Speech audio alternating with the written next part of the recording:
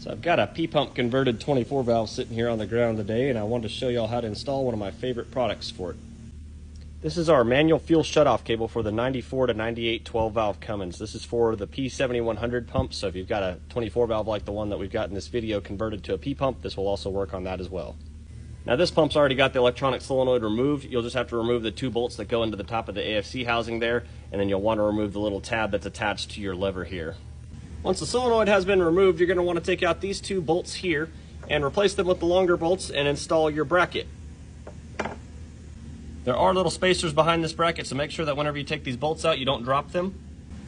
Keep in mind you can move this throttle lever back and forth. As you can see, it's going to block the bolts a little bit, so you may need to move it back and forth or remove some of the pieces off of it so that you can reach these 2 bolts.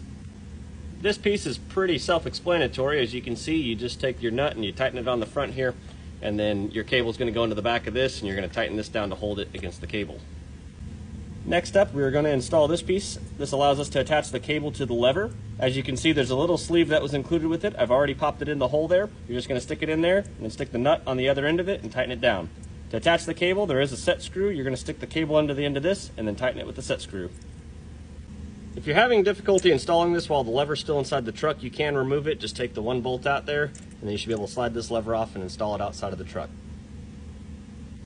These are a universal kit for many different applications, not just the Ram pickup, so you need to set your length for your cable. The way you do that is you push your cable all the way in, and then you are going to set your lever all the way forward. Whenever this is all the way forward, you can see how much cable you need, so we're going to have to cut off about a 1/2 inch to make this work with this lever. We also include these 2 Allen head screws right here. You just tighten them down. That's just to replace the ones that you removed from the bracket for the factory solenoid. You can mount this inside the cab by drilling a hole in your dash or into any metal bracketry that you want, and then attaching it with this piece here.